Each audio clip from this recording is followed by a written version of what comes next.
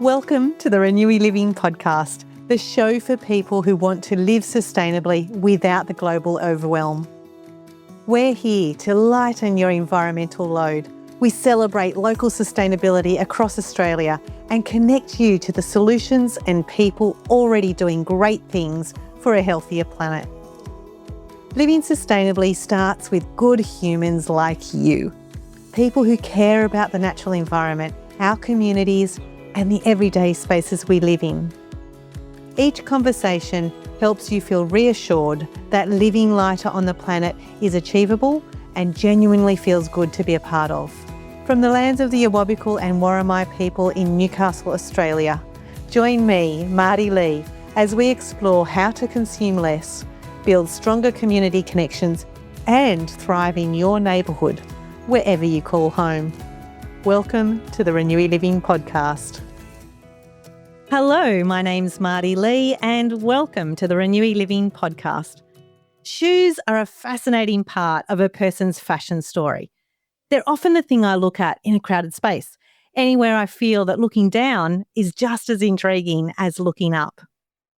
When thinking about our own shoe collection, there'll always be a favourite. It'll be the pair that goes with every outfit or has walked 100 miles with you, blister-free. It's the pair you wear till death do us part, and even then, it's hard to say goodbye. Instead of throwing shoes away, one project is encouraging us to think differently about your favourite pair of shoes. In this episode, I'm joined by two shoe-loving and curious people. Dr. Alex Sherlock is a fashion design lecturer and founder of the Footwear Research Network. Together with artist and contemporary jeweller Pennie Jagiello, they lead the This Is Not a Shoe project. Our conversation is about all things shoes, their place in sustainability and fashion, and what happens to beloved shoes when they reach the end of their wearable life. G'day, Alex. Hi. And g'day, Pennie. Hi, Marty. Both of you come from different areas and fields of work, and it's culminated into the This Is Not a Shoe project. What's the history behind your working together?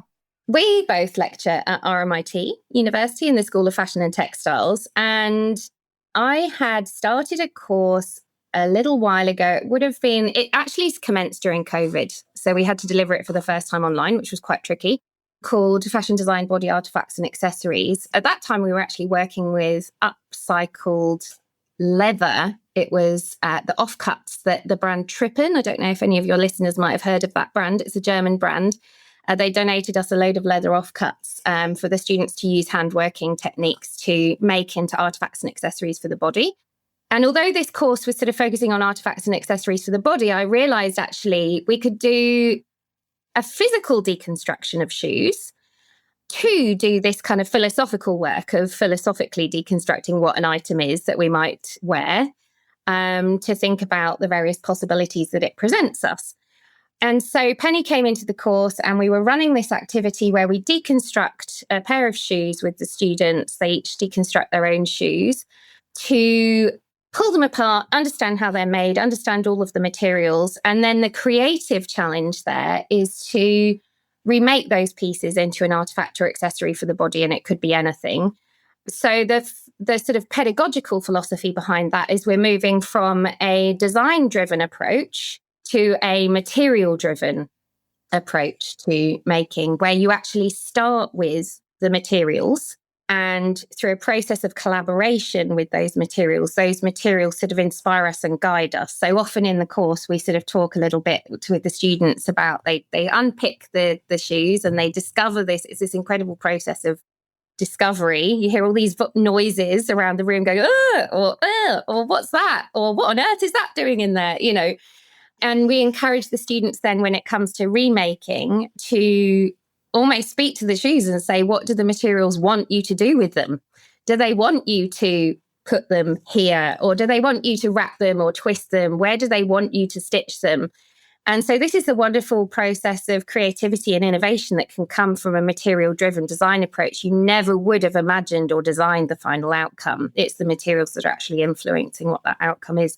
And I think this really speaks to Pennie's practice generally in terms of working with what we have, which is obviously at its core a very sustainable and circular way of working. So rather than finding virgin materials or making materials do what we want them to do to fit a preconceived idea, we're working with what we've got to make most efficient use of what we've got. And I must say, Marty, that when we had the meeting booked in and we were coming to campus, the first thing I thought of was, what am I going to wear on my feet in front of Dr. Alexandr Sherlock? Yeah, that was one of the things that I thought of. And actually, Alex did ask me, she says, oh, I love those shoes. Where are they from? See, it shows she really did notice. She did notice. She really did. And actually, having worked with lots of people that work in the footwear industry, it is interesting. You only really notice the shoes that are interesting to you from your own perspective in relation to what you do.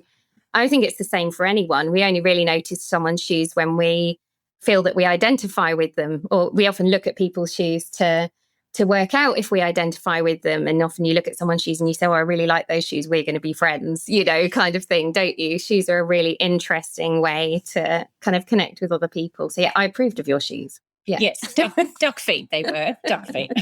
What have you noticed about shoe makes and models and longevity of shoes?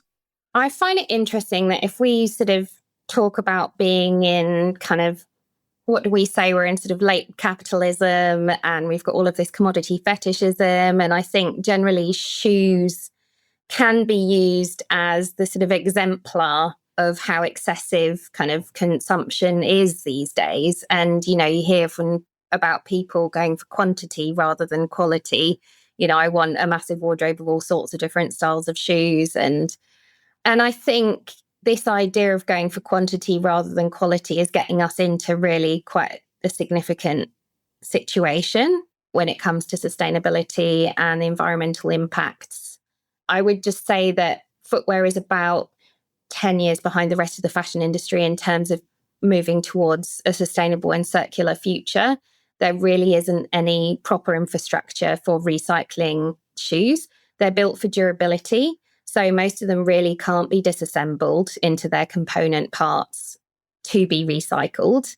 And there are very few factories that actually are able to do that.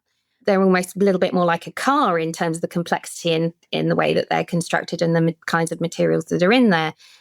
So, yeah, I think these days in relation to brands, I think you've got fast fashion, you've got all of the brands that sell cheap shoes made from cheap materials, generally fossil fuel based materials, which we know are not sustainable and not biodegradable, using exploitative labor. So they're sociologically unsustainable and socially. So we're looking about sort of social and ecological sustainability there. But I think what is interesting is that as we become more and more aware of these kinds of things, or as certain people become more and more aware of these things, they're becoming a little bit more discerning in terms of the kind of brands that they might actually want to go for and how wearing those brands might display their own values.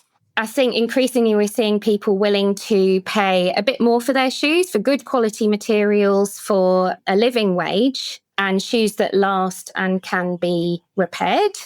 As they become more aware of the social and environmental consequences of buying cheap, poorly produced products, particularly shoes that have no opportunity for recycling, they're starting to think about, okay, well, do I need to pay a bit more for shoes that can be repaired, that are good quality materials, that are going to be less damaging, that perhaps are a bit more renewable? And there's a really interesting conversation about leather there, which can be quite contentious, which we can get onto if you want to. But I think with respect to that, we're seeing some brands actually investing a good amount of money in trying to make their shoes more sustainable within significant constraints. As I've mentioned, there's huge challenges facing the footwear industry there because of the kind of product it is. And also, I think the fact that Baird Footwear was willing to support our educational and creative initiative as well, I think shows really goodwill in terms of particular brands that are doing good work in this space. I think what your listeners should be looking for are brands that are transparent about their manufacturing processes, the materials that they use, where they produce their footwear. It doesn't have to be onshore to be sustainable. In fact, just producing onshore doesn't necessarily mean that it's socially and ecologically sustainable. But consumers do need to be reassured that the people that are making their shoes are paid a living wage and are not being exploited. And if a pair of shoes is too cheap, and it seems too good to be true, it is too good to be true. Pennie, you've worked with Alex for the last 4 or 5 years or so. What have you noticed about footwear changes in that time, or particular brands that may outlast a little bit longer than you anticipated? Well, I think it's also certainly brought a lot to my attention in terms of a deeper and critical thinking. And as a creative, someone who has a creative practice that only works with either found or secondhand or repurposed materials, I've never had a problem purchasing shoes secondhand. And I know a lot of people really are quite grossed out by that. But and we were brought up in op shops as kids. So, we were never embarrassed about that. We loved fossicking around and looking at how older things were made that had lasted. And I have purchased shoes from op shops, begged mum to buy me my first black brogues in the 90s. And she's like, you have to promise you're going to wear them. Well, she resold them so many times for me. They were resold as in SOLED, like the base where you work on, not resold as in bought them and sold them. No. As in they were actually taken to shoe repairs and they were resold in leather with tiny little shoe tacks. So I have multiple shoes that I have purchased, and thinking about within this project, I'm always thinking back to those other shoes that have people's names on them from their lasts. And they're tiny, but they're beautifully made. And some of them have matching handbags. So people have given me these pieces because they've had their mother or their grandmother had them made, and they were the going out shoes and the matching handbag, which sometimes we will, we find people buying shoes specifically for an outfit, but then that's it. That outfit's done, and then that pair of shoes is done. I think getting back to the current project and the ways that we've seen students working has been really interesting too, because they are stopping and thinking more than what they thought about in terms of footwear. And one of the things students often say to us straight up is, we want to be part of a sustainable fashion and textiles industry. So when they are given this is not a shoe as a project and have 1 week to deconstruct footwear, it is this really incredible way of getting them to look a little further into what that actually means in terms of sustainability. Great. So this is a great segue into talking about the actual project. What happens with the project and the students, and what do they notice? What we have done traditionally with the project is the students have brought in reclaimed shoes that they might have found or hard rubbish or maybe from an op shop. And so the main thing is the disgust, because it's associated with people's feet that they don't know. And a lot of these shoes are obviously pretty well worn. Shoes are very intimate objects. I would say even deconstructing my own shoes, we've both been through this process ourselves, even when they are your own shoes and they're really well worn, they can be a bit gross. So that is one of the big hurdles that the students have to get over, which actually is a really important hurdle, because unfortunately our waste materials and our objects at the end of their lives are not beautiful and clean and pristine. So this is actually something that we do need to face and understand, how do we actually overcome this hurdle. What I find interesting actually about this project, and I found this myself, I don't know about you, Pennie, doing it, is that actually when you deconstruct the shoes, through that process of deconstruction, and maybe there's a little bit of cleaning of the pieces there as well, but then reconstruction into non-shoe items, there is this strange process of cleansing that actually when it's no longer a shoe anymore, it sort of loses some of that disgust and that abjectness because it's no longer associated with the feet. So I think it's also a psychological thing that happens in terms of the cleansing of those materials when they're kind of reformed into something new. I think one of the other things that the students find is just how durable and sort of indestructible the shoes are. We have to go through quite a lengthy process of like risk assessment to do it. Increasingly, I know Pennie was talking previously about buying shoes, back in the day that could be repaired and resold. Increasingly, that's not the case. And certainly where we find sneakers and any of those kinds of shoes, they are not made to be repaired. They're made to be disposed. So there's so much glue. I know certainly with like Converse, there's this process of vulcanization where the outsole is really bonded onto the fabric, which makes it almost impossible to separate. Sometimes we have to use a bit of heat to soften that glue, but even so, it can be really difficult. I think any of those traditionally made shoes are a dream to deconstruct because you just sort of unpick them and you unstitch them, use a little bit of heat, things peel off, and it can be a really satisfying process. And sometimes the students absolutely love it. What is a traditionally made shoe, though? Well, I mean, a shoe that I would really love to deconstruct is a shoe that has been lasted on a form by a shoemaker. And then you have, I mean, I'm not a shoemaker myself, so this is sort of what I've learned in bits and pieces through sort of working with shoemakers and deconstructing shoes. But you have a process where the upper is stitched down onto the inner sole and the outer sole. And there's often a welt that goes around the outside so that when you take your pair of shoes to a cobbler, they are then able to unpick those stitches, replace the sole, and so on. So it's lovely when a shoe comes apart and you get full pieces and you can use the original stitching holes to kind of put pieces back together. But as soon as you've got that glue and that indelibility to them, it compromises the materials and it's difficult to reuse them in a beautiful and creative way. Pennie, what have you noticed about the students when they start to deconstruct the shoes? What are they talking about as they're deconstructing? Well, first of all, there's a lot of conversation before the deconstruction. That's also really important too. So there'll be a brand investigation and what people sort of think they know, particularly about a brand that they might have been wearing for some time. And that's also where we get them to dig a little further before or even during. And we do talk about thinking about where they come from and getting back to what Alex said earlier in terms of, if it seems too good to be true, it probably is. So I'll often get them to be thinking about how many pairs of hands had touched a pair of shoes in that making process. And then that really gets them thinking, and we're like, okay, so let's just imagine a $6 pair of sneakers that has been shipped from across the world, and one particular person has had to make one component over and over and over again just to be able to support their family. So think about not just the materials and those processes, but the peoples that have been involved. And then that involves across seas and countries. And then where do they go?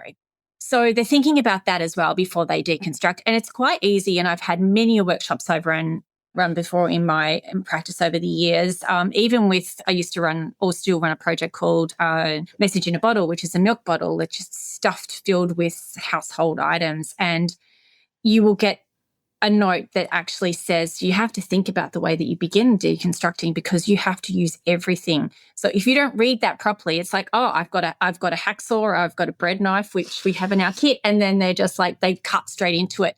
And they're the mistakes that we're trying to avoid. And again, that comes back into my own practice because the sitting and the thinking at the drawing board can take a really long time. So that's quite important. And then you might be deconstructing a pair of shoes that's a brand that you're familiar with. And then there's this frustration over, oh my gosh, I love these shoes. I've had so many over the years, but they won't come apart and they're not doing what I wanted them to do. And then that becomes really frustrating as well. And then coming back to that idea of everyone saying, I want to be part of a sustainable fashion and industry and the textiles industry. And then it's like, what does that question actually mean? Yes, what does that question actually mean?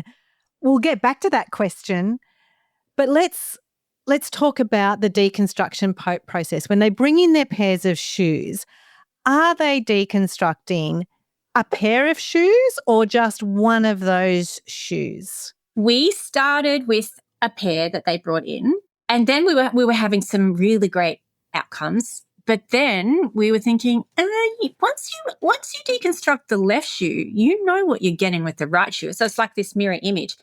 And then we decided we'd mix it up a bit, and we would get them to bring in shoes, and then we would make them line up in front of each other. And whoever stopped in front of you, then we would say, right, swap a shoe. So you might end up with a work boot, you might end up with a stiletto, or you might end up with a croc, and you might end up with a ballet slipper. And that's what you have to work with. So then they would use, it was a little bit more challenging for the creative process, because then they had to use two different types of materials together to create like one outcome or one series of outcomes and merge the two shoes together. And through the process of what we call this material-driven design process, they're gaining this material literacy that I think today in this digital age, so many students don't have the opportunity to develop, but desperately want to develop, actually. And I also feel that, like, with living sustainably, I've always come from it with an angle of there has to be an element of creativity into live sustainably. You can't be just given everything or to say, this is the most sustainable product, therefore you should buy me. There has to be this element of creativity, or to think outside the square, to think a little bit differently as well. And I can only just imagine a student who has a sneaker, and then they've also got a sneaker and they've landed with a high heel shoe as well. And I imagine that the deconstruction process and discovering the materials and how that shoe is made would be completely different. It is. And then to see the look on the faces of students who are now all of a sudden using, let's say, a jeweler's piercing saw to take the inner detail out of the soles of a shoe. So then that will mean that you'll learn how to put a blade, a very fine blade that you can not even see the teeth, but you can feel them. And then you're piercing a hole with your awl rather than using a drill. So we're keeping it very slow and hands-on. And then once you have that little hole in this little square on the sole of a shoe, then we're reinserting a blade, and then we're learning how to tighten that up. And then we're cutting this tiny little square out of this little section. And then you have to undo the blade, and you take that out. Then you put it into another section. And the time you do that to one whole piece of sole, which we have some examples of in the current iteration, you end up with what looks like this incredible basket. To live sustainably, you really do need to understand how to use things efficiently, use things beyond their intended purpose or conventional uses, and rethink them and reimagine them. It's often very difficult for us to do that. So we look at a shoe and we go, that's a shoe, we wear it on our feet. And therefore, it's very difficult to understand what else it could be, what it could be after it's become a shoe. And similarly, where you're talking about the tools, that's a screwdriver. We use it to drive screws. Well, no, it turns out you can also use it to wedge between the sole and the heel of a high-heeled shoe, hammer it, and prise off the heel. And so again, it's kind of, we talk about this in sort of, I guess, academic terms as the different affordances or novel affordances that materials or tools might have that we haven't been trained conventionally to see. But actually, if we can unlock those affordances, it gives us a much more efficient use of materials and tools. So this comes to the title. This is not a shoe. Some of your listeners might recognize it as a kind of riff on This Is Not a Pipe, which is René Magritte. So the Belgian surrealist René Magritte once painted a picture called The Treachery of Images, which is an oil painting of a pipe. And then underneath it says in script, "Ceci n'est pas une pipe." This is not a pipe. And it's intentionally confusing because the statement underneath is causing us to question our conventional understanding of what the picture is. And of course, what he's referring to is that it's not a pipe, it's a picture of a pipe. But we have been trained culturally to refer to representations of things as the thing that they represent. And all of the discourses and expectations and the cultural meanings and conventions that are associated with that. So the moment you confuse someone by saying, holding a shoe in front of them and saying, this is not a shoe, it kind of arrests that automatic perception, jolts them out of it and goes, okay, well, if it's not a shoe, what is it? Or what could it be? I do like the title of This Is Not a Shoe because I didn't think of from the art perspective, but being a preschool teacher for 20 years, there are two children's picture books that address exactly that. One is called This Is Not a Stick and This Is Not a Box. And same author, but it's just fascinating because it goes into the the simple explanation of children's imagination, but can also be segued into adult imagination as well. Can I just say as well that children are fascinating because they have not been yet trained into the conventions of how things are used and what they are for. So they inherently can see so many possibilities, which is why I know my kids have so much fun with boxes, because they've not yet been locked into that convention that a box is for holding things that you put in the bin afterwards. And we did extended this activity with another colleague with primary school children, which essentially could have been called "This Is Not a T-shirt." So they brought in their own, we couldn't get them to do shoes because it was too dangerous, but they brought in their old T-shirts that could no longer be worn. And what was really funny was I was trying to give them the introduction to the activity that we had given the university students, because the university students could not get their head around it. They could not distance themselves from the fact that this was a shoe. So with the primary school students, I was just like, I'm going to have to explain this to them. You know, they need to think beyond it being a T-shirt, and then I'll show them how they can deconstruct it. And they did not need any briefing. I could not stop them. They took the T-shirts, they took them off, they were ripping them apart, they were making all this incredible stuff out of them. And I was like, because they haven't yet been, that creativity, that natural appreciation of the novel affordances of materials and tools hasn't yet been beaten out of them. Yes, absolutely. And that's the one thing that I say, not only to everyone that comes in my door and is curious, even just about my own work and the materials that I use, and through to the students. From an increasingly earlier age, we are told we have to stop playing. We are told we have to stop investigating. And this is one of the big problems. So when we have children that have these open minds, before we've beaten into them that they have to be serious now, there's homework to be done. You have to go to bed early, and then you have to think about what you're going to grow up, and you're only 10. But even when we become adults, we're not doing those things that we used to do anymore, like doodling while you're on the phone, because we're always multitasking. We've got the phone here. And so it's, even with the university students, it's reminding them to be inquisitive and to exploring play. And to play. And that is crucial. So if it's not a shoe, what is it? Oh, well, I'm wearing today a pair of earrings that are made out of the soles of my Ugg boots that took me through COVID. And so they're very zigzag. So that's what you imagine the sole as, the zigzag, which is now hanging down vertically from your ear. Yeah, it's a sort of a long piece of what we call EVA foam, which listeners may also recognise as the material that Crocs are made out of. It's very lightweight. It's a lot easier with the uppers of the shoes because it's textiles, like it's leather or whatever, and you can sew it. The soles are the things that the students find most difficult. They find it really difficult to see beyond that as being a sole. But when we talk to them about, okay, well, what does the shoe want you to do with it? It's like the shoe is giving us the guidelines, actually, about what to do with it. So on this particular sole, you've got a zigzag tread that Pennie then was just like, oh, that's a nice little crevice there between the zigzag to cut through with the jeweler's saw.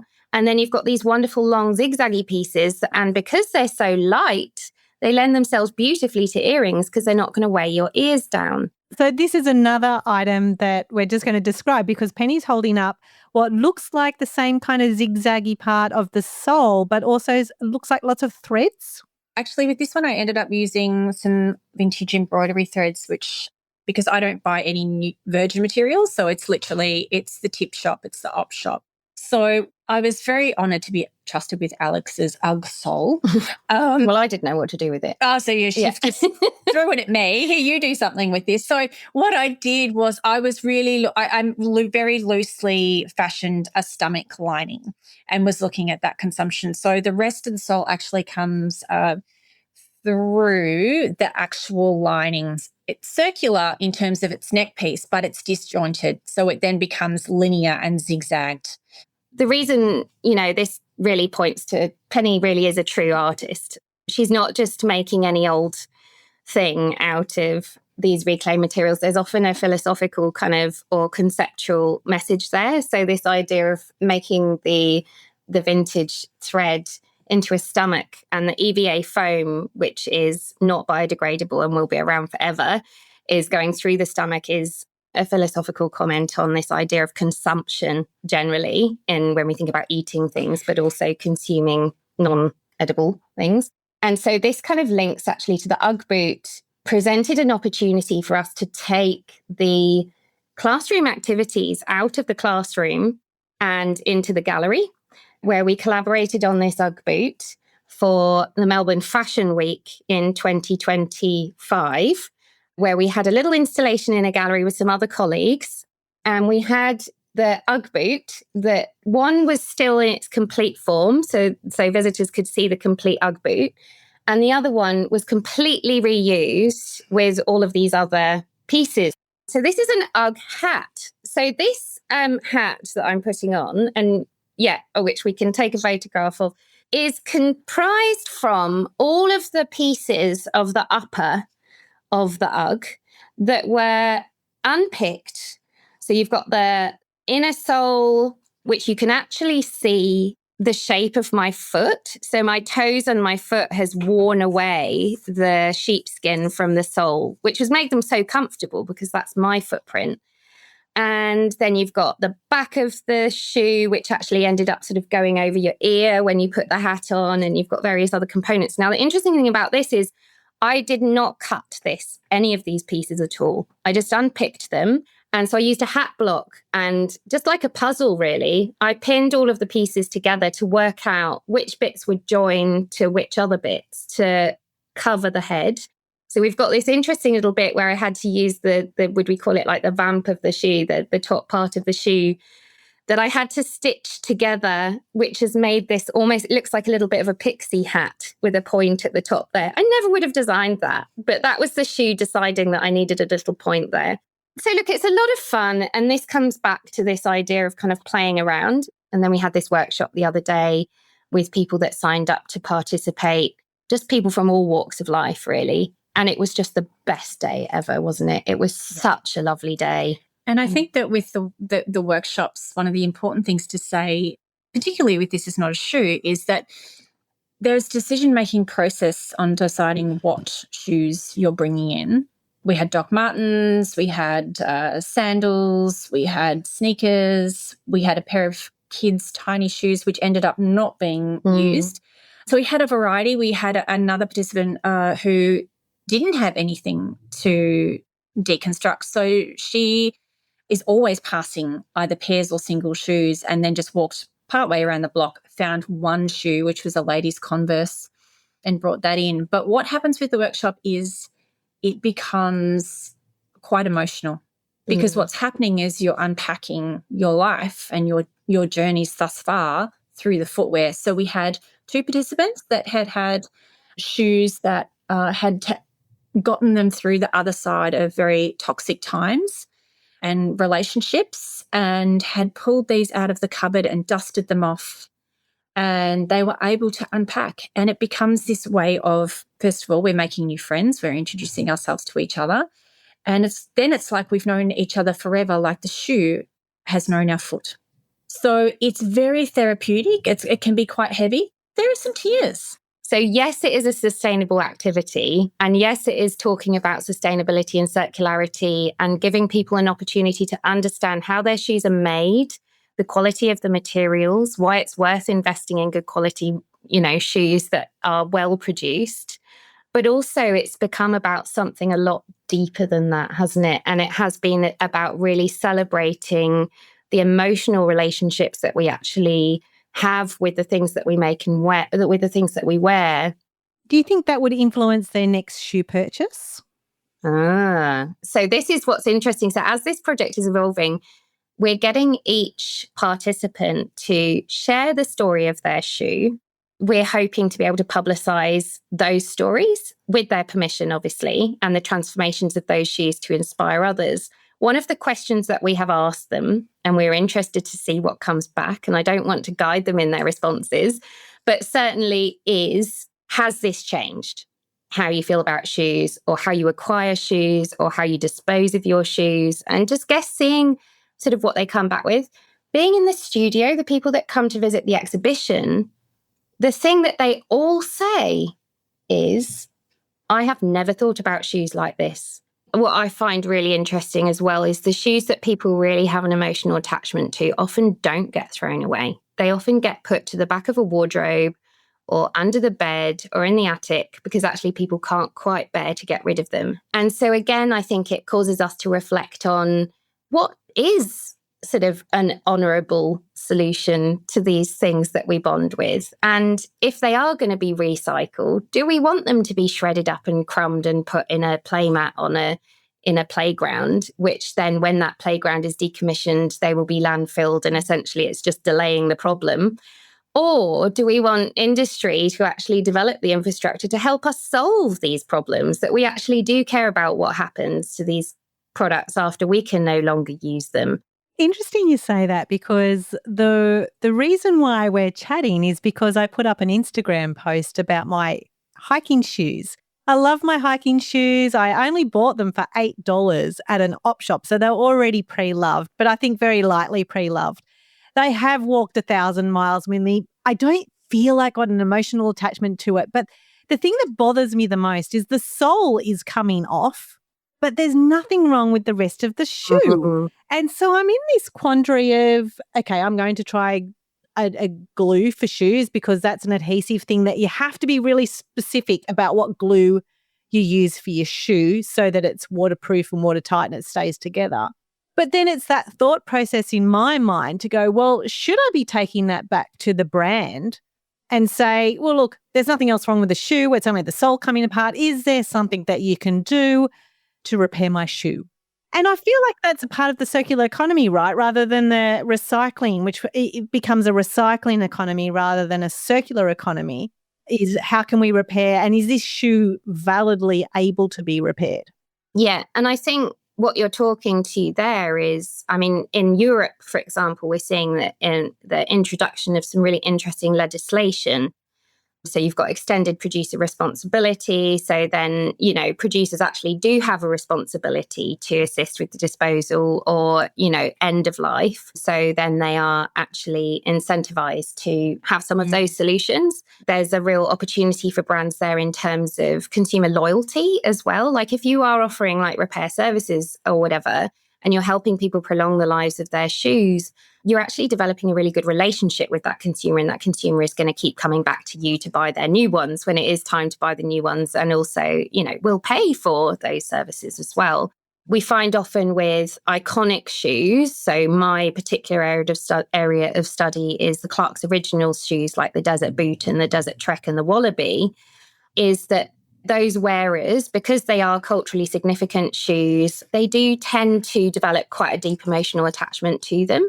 And so then in that case, that would be a business model that is appropriate, that it should be repaired, that they should be given the opportunity to extend those lives. That's not the case for a running shoe.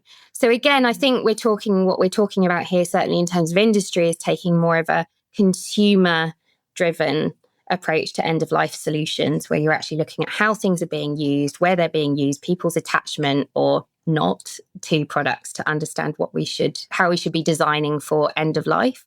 Yes, because end of life for shoes at the moment is essentially, well, you toss them in the garbage bin, or you can put them into a recycling box at some of the major sports stores. The messaging and the marketing is a little bit confusing for everybody. And yes, they may be turned into soft fall or something. It's downcycled, right? It's all shredded up and turned into something that's less. But there's also companies that actually sell shoes made from recycled material, so which means it's being shredded into making new shoes. Have you ever come across something like that? Yeah, definitely. I mean, I'm not wearing them today, but I've got a lovely pair of Converse, so-called Converse Renews. I don't think they continued them, but you can see that they've used shredded rubber, not necessarily from shoes, but from other products. Again, you wonder how those shoes then are going to be recycled at the end of their life. But I think definitely when you're thinking about a circular system, really, we need to be thinking about different product categories working with one another to keep the flow of materials, rather than keeping a flow of materials within a closed loop within footwear, recycling footwear into other footwear. We're actually thinking about the synergies that can happen between different categories. Leather, for example, you get a lot of leather used in vehicles, in cars, in aeroplanes, but then also leather is used in shoes. And you kind of think, actually, how can those different sectors work together? And actually, more importantly, how exciting those stories would be from a marketing perspective. I mean, imagine, that adds a whole nother level that actually a marketing team could have a huge amount of fun with when you've got different product categories. Yeah, I'm going, and I'm interjecting here because I'm already so excited about what you're saying. I had never thought of that before, but it does show the power of collaboration. Yes, imagine if it was a car that went to scrap metal and then the leather seats were then made into something that's smaller, like a new pair of shoes. And yes, stories are amazing. Got whole brands that are based that is their principle. Freitag bags. Their whole concept is making truck tarpaulins, decommissioned truck tarpaulins into bags, really durable bags. Over the course of your research and also the project, what have you learned about leather? Should I? Oh, it's all yours. It sounds like, before you've even said something, it sounds like you've learned a lot. Yeah. I mean, I can see it from both perspectives. And because I'm an academic, I have to ensure that I'm presenting a balanced argument and I am seeing things from various different perspectives. Certainly in terms of the work that we've been doing, in terms of sort of upcycling and so on, leather is great because it's really durable. It wears really beautifully. It develops a patina. We know often people with leather shoes, they do tend to keep them for a much longer time because they do age gracefully. They're easier to be repaired and cared for. And also just the very fact that it is leather, that that an animal died for it. If we're going to be frank about it, an animal died. I won't say gave its life. Its life was taken to produce those shoes. So it is an absolute travesty then that anything that is made from leather goes into landfill. So that's been a real motivation behind us wanting to make sure that we're making these, leather shoes into beautiful things and kind of honouring those lives. The problem with the leather industry is that we know with everything in life at the moment, we just consume too much. So we consume too much meat and we consume too much leather. The way that it is processed is terribly toxic in terms of the chemicals, the water usage, and all of those things. That said, we've been using leather for centuries, for thousands of years, to dress ourselves and put on our feet for a reason, because it is the ideal material to do those things. We're just doing too much of it. And we've got into this terrible practice of putting leather through terrible processes that have a huge environmental impact. There is lots of research around developing alternative materials. There has been a phase of talking about vegan leathers, which essentially was not using animal skins, but instead using fossil fuel-based materials, petrochemicals, which is sort of, jumping out of the frying pan into the fire, really, because those aren't renewable. I think there's been a little bit more transparency around the problematic nature of that. And sometimes you will find you get vegans or vegetarians that actually opt for wearing leather shoes because the alternatives actually don't fit with their values any more than sort of leather does. So it's the best of a bad choice. Yes, because I would imagine that the vegan leather and made of fossil fuels and the petrochemical industry is environmentally toxic as well. Yeah, and also the problem with those synthetic materials is that they don't wear as nicely and they don't develop that patina. And so therefore you're unlikely to have that long relationship with those shoes because you'll get bits peeling off them or microplastics and all the rest of it. They just don't look as beautiful as leather does. So really that speaks to a need to slow fashion down, and for industry and businesses to really be clever about alternative business models that they can still make money from, but doesn't just involve replacement or buying vast quantities of things, and encouraging this idea of more conscious consumption. So leather is a very contentious issue. The fact of the matter is we do eat too much meat, therefore there is way too much leather. while we're still eating so much meat, how do we feel about all of that leather just being landfilled? Or do we want to use it for shoes? In which case, if we want to wear it for shoes, do we want to develop processes that are less toxic and harmful to the environment? What we're sort of hearing as well is some of those other alternative leathers, mycelium, mushroom leather, pineapple leather, all of those kinds of things are great in theory, but I think we're still working on how to make them as durable and as long lasting and being able to develop that emotional relationship with as leather. I guess what I'm trying to convey is this complex conversation that there is around leather. There are no easy solutions. And I think as consumers, we really do need to encourage industry through our own choices to invest in these solutions. I think what you've provided is an excellent perspective on the pros and cons of both so that people can make their own decisions or at least see as you said, the complexity of it's not just a simple yes or no, black and white. And this is what I say about sustainability all the time, is it's not a black and white thing. There's very many shades of grey, or in sustainability terms, shades of green that go with it and can impact upon decisions as well. What have you learned about the social or environmental impacts on onshore as well as offshore manufacturing and production? I've heard a lot about and sort of studied the impacts of offshoring and exploitative labour on local industries and the communities, that those local industries are part of. But I'd not actually been to a factory while it was closing. And I sort of said to the owner, why are you closing? And he was just like, because consumers, essentially through the conversation, we got to the point that consumers just do not want to pay for the quality and the materials and the onshore production when you've got the Sheins and the Temus and you've got the synthetic materials. And because they just don't understand that actually to get something where someone has been paid a living wage using decent materials, you do actually have to pay some money for it. So I think it is like a consumer education piece, really. But then this company now has closed. And with it have gone all of the local jobs, those local skills, all of those people have become made redundant.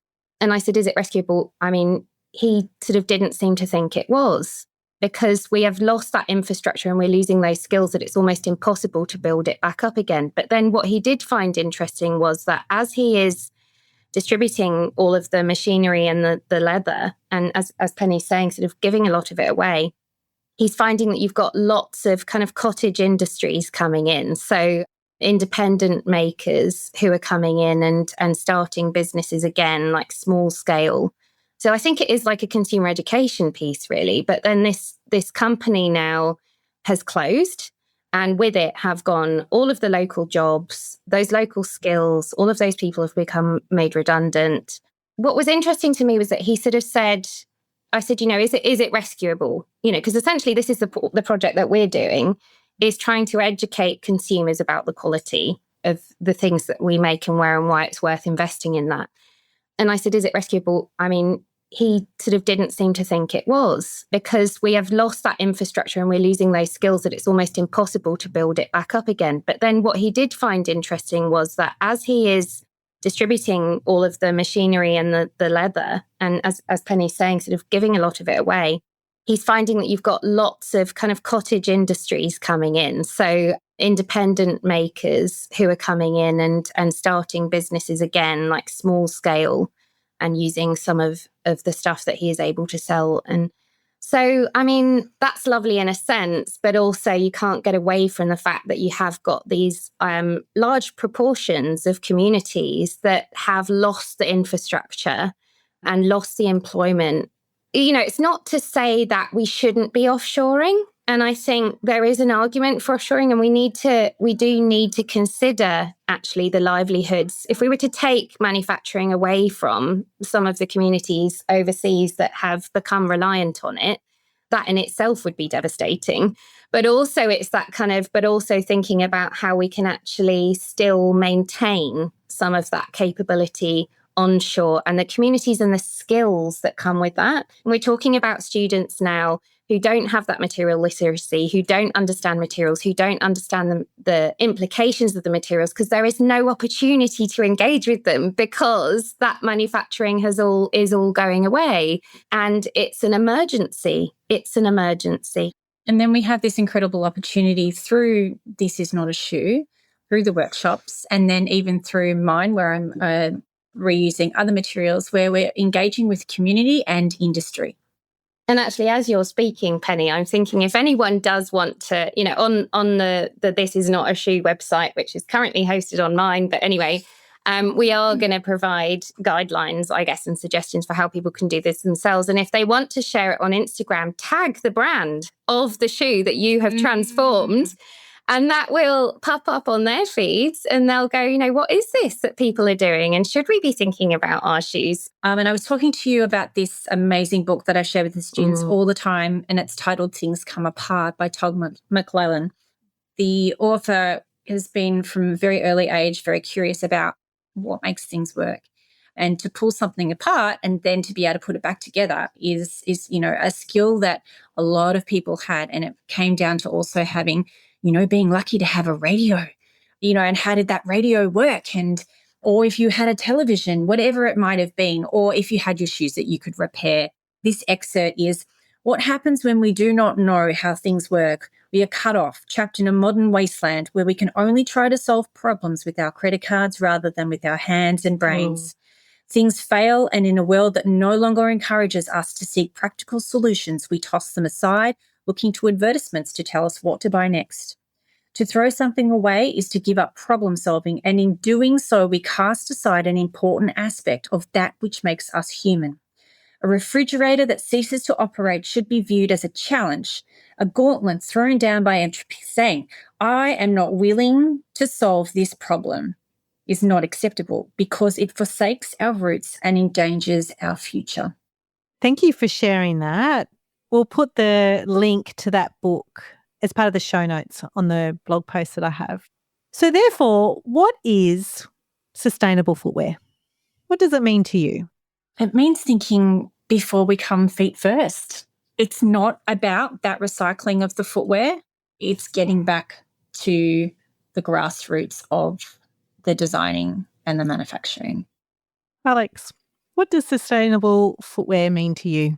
There's so many aspects to it. I have heard people say the most sustainable shoes are the shoes you're already wearing, because I deal with industry a lot. The big problem, I think, within industry is just the constant churning out of irrelevant shoes and the dead stock that then results from that. The amount of shoes that actually have to be destroyed because they were never sold. From an industry perspective, it's actually brands becoming much more connected with how shoes are used and what they mean to their own consumers. Which therefore then means that with branding having that at the forefront, it needs to be not about the shoe for today. It needs to be about the future shoe. Before your fashion students start the This Is Not a Shoe project, they're all very keen to be involved in the sustainable fashion industry. After they've participated in their project, where do their minds sit? There's lots of shifting in many, many different ways. Some are, I never want to pull a pair of shoes again. Others are so fascinated that they are already digging deeper, and that critical thinking is making them more aware of where they're making very considered, aligned choices. So I think that This Is Not a Shoe just blows everything that they've thought previously about sustainability out the window. Yeah. And I would say that what we actually find with a lot of our alumni is that they are actually building small, often small, but some of them kind of expanding brands that are really critically engaging on a deep level with some of these conversations and not greenwashing. Pennie and Alex, thank you so much for your conversation today and such wholesome insight. And to put a little bit of a spin on it, we can only take one step at a time with our sustainability efforts. And This Is Not a Shoe project is helping it sounds like, everyone in the community and potentially industry to rethink about their footwear. It has been absolutely fascinating to have this conversation. What is, from each of you, one simple tip that encourages our listeners to rethink the types of shoes that they buy and that they use? The first thing that we would say in terms of the various R strategies is refuse. So, actually just reflecting on what they're looking at and going, do I actually need this? But also just thinking about, where is this shoe going to be in 5 or 10 years? What is its future life? And just kind of buying with that in mind. My reflection would be that not only the shoe, but everything we purchase, consume, we're actually leaving that as an heirloom. So that's why I work with the materials that I work with, because everything will last much longer than we are here. One thing that I'd like to add as well is, you made a comment before about how people often just throw shoes in the bin. Through my research, I've found that actually isn't necessarily always the case. But I think that the shoes that do go in the bin are often the ones that become quite revolting and really stink. And you go, well, that is not going to be able to be used for anything. And invariably what we find is that those shoes are made from synthetic materials. And they have a large component of synthetics to them, which are not hygienic, and they do breed bacteria. You only asked for one tip, but I would say probably try and go for natural materials wherever you can, because then you probably won't have so much of that issue. It's also the same with clothing. I find, athletic brands, they're synthetic and they say that they're, wick-free, wick the sweat away. But gosh, they stink. Whereas when you wear woolen underclothing or woolen clothing for sport purposes or exercise purposes, it might stink in the short term, but once you wash them and wash them the right way and wash them well and look after them, they don't hold the smell. That's absolutely right. Thank you so much for your time. Thank you so much. Thank you so much for tuning in to this episode of the ReNewy Living Podcast. I hope you're feeling more confident and invigorated about taking a localised approach to living sustainably. Head over to my website, renewyliving.com.au, for this episode's summary and the relevant links. My ask to you is to follow or subscribe to the ReNewy Living Podcast so you can tune in to every episode. And by sharing the episodes you love, it's an easy way to help more people join the conversation about sustainability. I look forward to sharing more stories with you, ones that help lighten your environmental load and feel great to be a part of, so we can build a healthier planet for good. In people and planet kindness, from me, Marty Lee, this is the ReNewy Living Podcast.